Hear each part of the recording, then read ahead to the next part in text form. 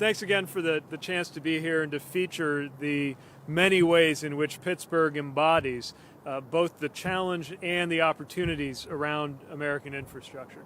And even where we're standing right now is a great vantage point to see the kinds of changes that have been at play. You know, a century ago, the city of Bridges earned its nickname because of infrastructure. And much of that infrastructure was built in order to allow the workers who powered this economy to get from where they might have lived in the hills to their workplaces like the steel mills along the river. And there was a beauty to that cycle because, of course, they were building the steel that would in turn go into bridges like the bridges that were connecting this community and so many others. Now, a lot has changed since a century ago.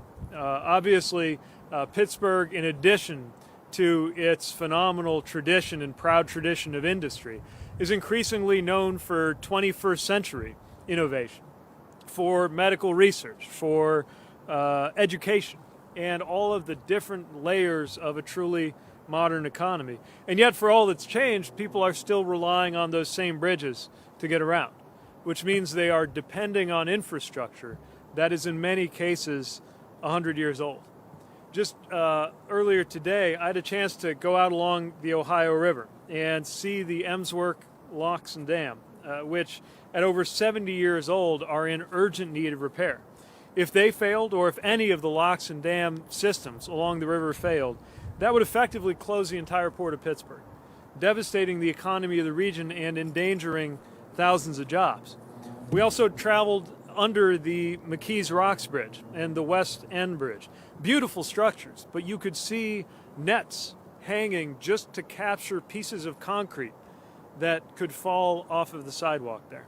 In fact, Pittsburgh has a total of 446 bridges, many of which are in a state of disrepair.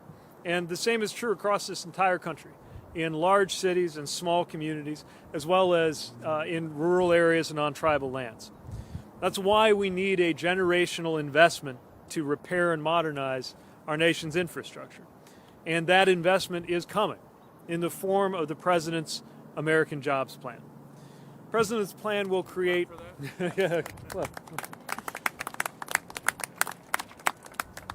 This is the biggest jobs investment proposed in America since World War II. And we're talking about creating millions of jobs, the majority of which would not require a college degree. We're talking about union jobs. We're talking about the greatest level of ambition we have seen in our lifetimes. And the result of those jobs will be a safer and more resilient and more equitable transportation system. We're calling for fixing 10 of the most economically significant bridges around the country and a vision for improving 10,000 bridges overall, which again is going to mean a lot to an area like Allegheny County. It will repair over 20,000 miles of roads and highways so that our goods and people can move around safely. It provides needed funding to upgrade inland waterways, coastal ports, land ports of entry, and ferries, all of which are so important to our nation's ability to move freight.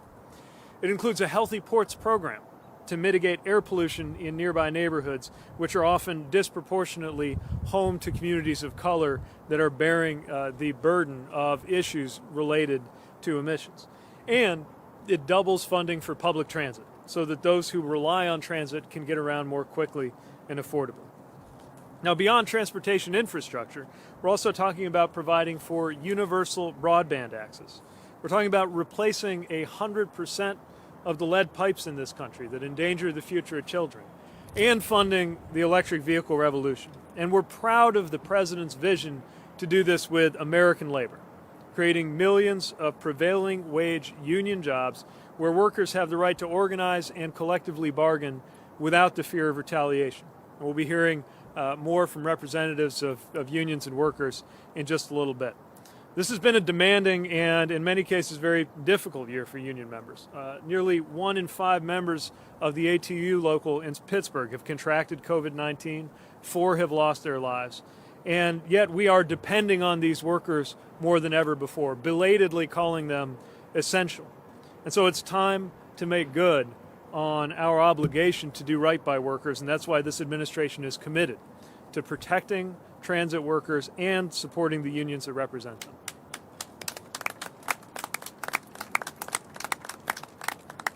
Bottom line is we're not just going to build back to the way things were 100 years ago. We're building infrastructure that's going to make sense for the next 100 years. And to do that means we have to think differently. And Pittsburgh reflects that in so many ways. The Davis Avenue Bridge, just a few miles from here in 2009, had to come down because it was too dangerous to drive on. Now it's being reconstructed with a vision for pedestrians and bicyclists to be able to walk from their neighborhood or bike to Riverview Park. And we need to make it just as easy to walk or to bike or to be in public transit as it is to be in a car.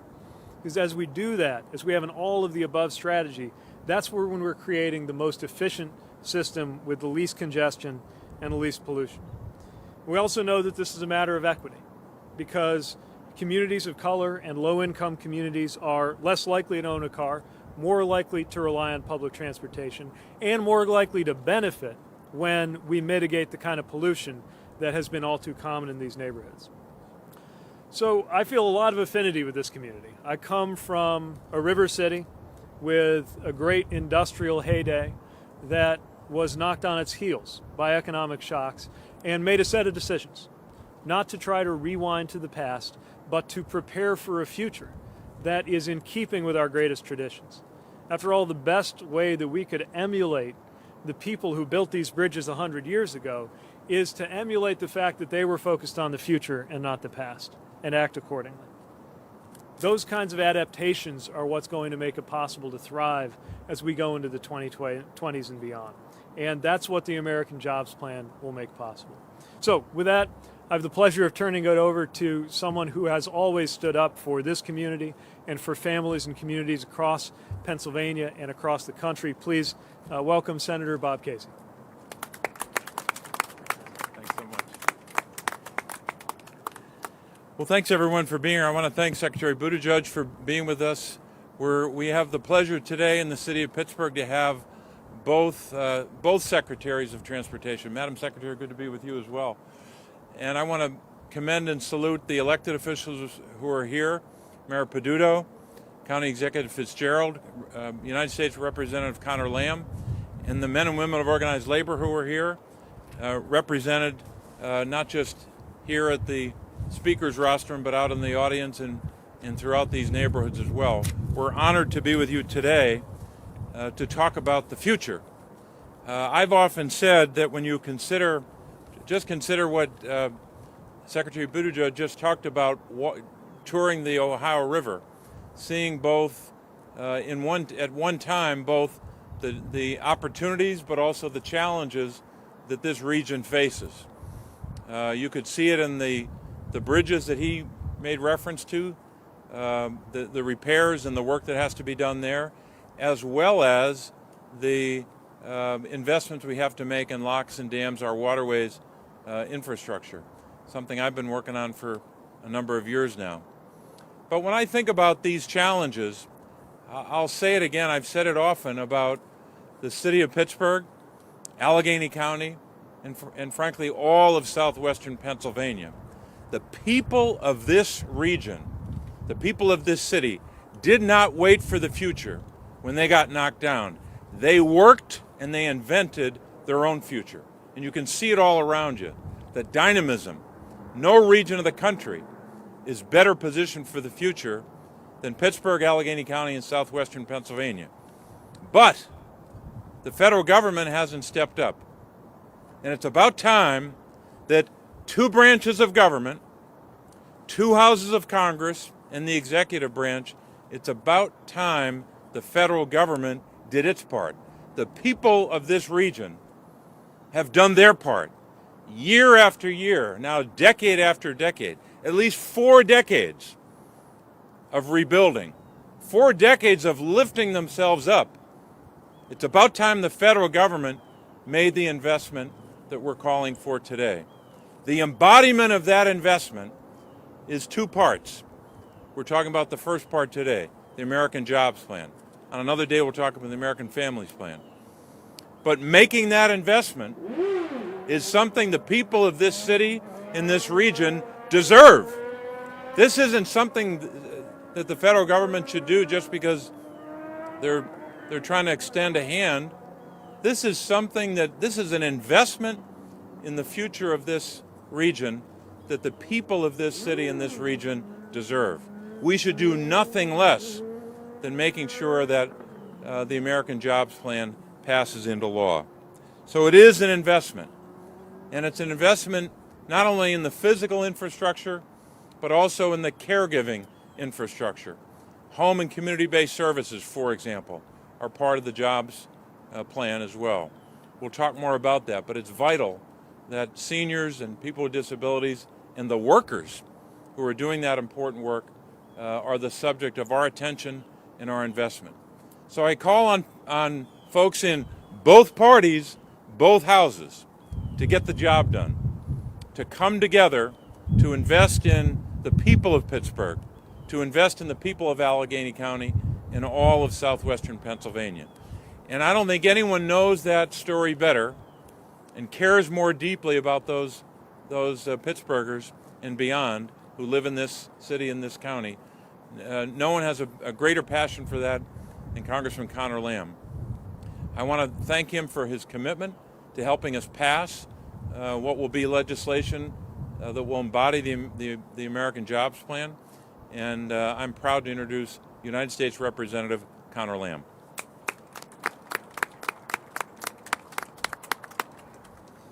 Thank you, Senator Casey, and I want to start just by thanking the Secretary and thanking Senator Casey for spending so much time with us here today. We were just on the river together for over 2 hours, and the fact that that the Senator and that the Secretary with so many needs to worry about in our state and nation would invest that kind of time, and they're about to invest more time at Pittsburgh Airport. Trust me when I say that we rely on that when decisions get made in Washington, funding decisions, regulatory decisions that affect the quality of life here in Pittsburgh.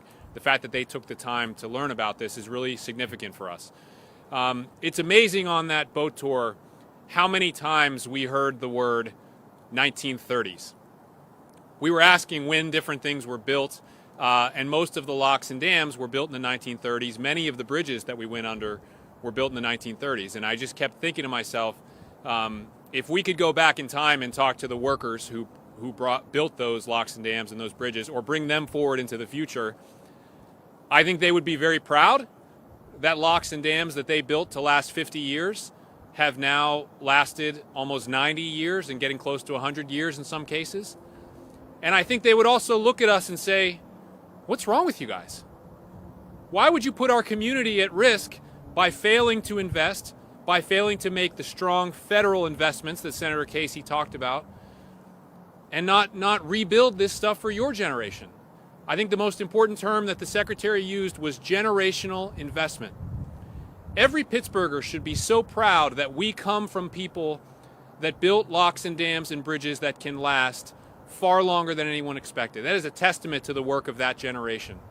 And the work of our generation is to rebuild, redesign all of that infrastructure and do it better, seated for our needs here in the 21st century.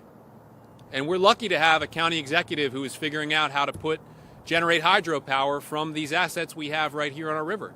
When those things were built, they weren't thinking about climate change, but now we need to be thinking about how we can get more cargo off the road where it's burning gasoline and onto the river, where you can do it in a much more environmentally efficient way while realizing some green energy benefits from installation on the locks and dams themselves. That's the kind of decision making that we need in the year 2021 in Western Pennsylvania.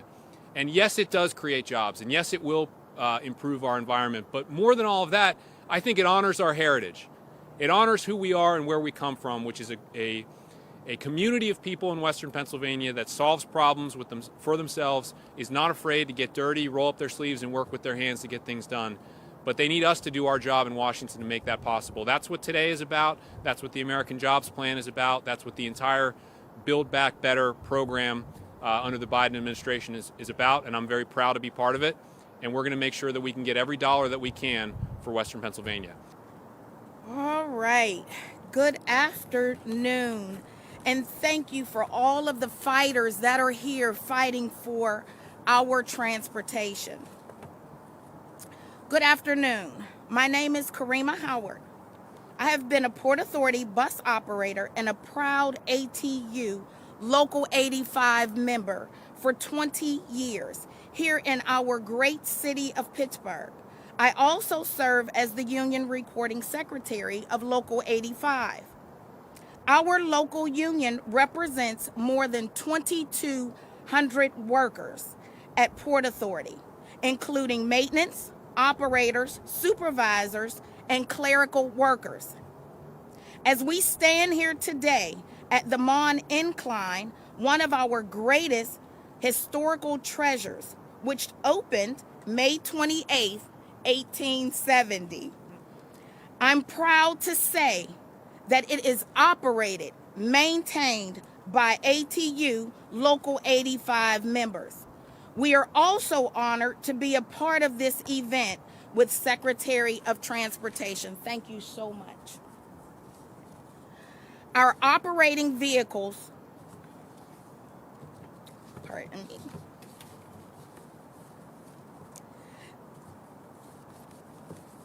By operating vehicles with poor circulation, with poor air circulation that lacked quality filtration. But this funding by the American Jobs, with the American Jobs Plan, will change that health risk for us. Our members have sacrificed a lot since this pandemic started. Throughout our great union, over 4,700 members have been infected with COVID, including more than 470 right here in Pittsburgh. The ATU has lost 151 members across North America, and 4 members within that number were my very own Local 85 brothers. As President Biden often says, it's just not an empty chair at the dinner table. It's a missing mom. It's a missing dad. It's a missing brother. It's a missing sister. With no clear leadership from Washington last year, as frontline essential workers, we showed up every day with pride, ready to move our city and service our communities. We risked our lives and our families' well-being. But we are very grateful to the Biden and Harris administration for mandating face masks on transit. It has saved lives, and as we have seen, infection rates have decreased. We also thank the Biden and Harris team for the $30 billion in emergency transit operating assistance in the American Rescue Plan. Pittsburgh alone has received $248 million from this bill. This funding has saved our jobs. This is absolutely, in this day and time, an honor to say that we have never had any layoffs here in Pittsburgh, and that is truly a big deal. The funding, that's right. The funding has also helped the Port Authority purchase life-saving PPE for us. So we thank you guys. We thank you for your fight. We thank you for everything that it is that you are doing. The Biden plan, in a very smart way, will provide training for our mechanics to keep up with the new technology. Port Authority has received 2 electric buses. We expect 15 more by August. The American Jobs Plan will bring many more. 2, it will also provide training to maintain electric buses. And 3, it will bring much needed training to operators like myself so that we can safely operate these new buses efficiently. We can better serve our public while saving our planet. This has been the most pro-union administration in Americans' history. The American Jobs Plan, along with dedicated operating funding from this Commonwealth, will be a game changer for the working people here in Pittsburgh. And having our backs in this investment is an economic security. The American Jobs Plan will invest in better transit opportunities. It will increase good union jobs and secure that union workers are protected. So I ask today, Senator Casey, Congressman Lamb, Congressman Doyle, and oh, by the way, Senator Toomey, if you are listening, let's get this signed and let's get this done. On behalf of our ATU International President, John Costa, we thank you. We thank you for this opportunity. And I want to thank all of you personally for this opportunity.